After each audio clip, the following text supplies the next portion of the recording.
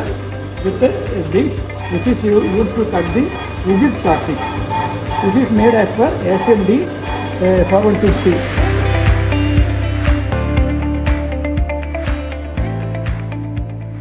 This one is the crescent cutter. This is made as per SMD 64 type B.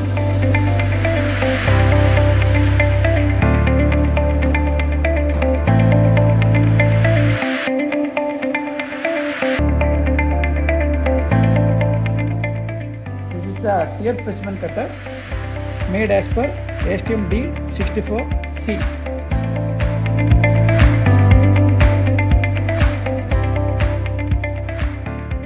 This is the rectangular type cutter.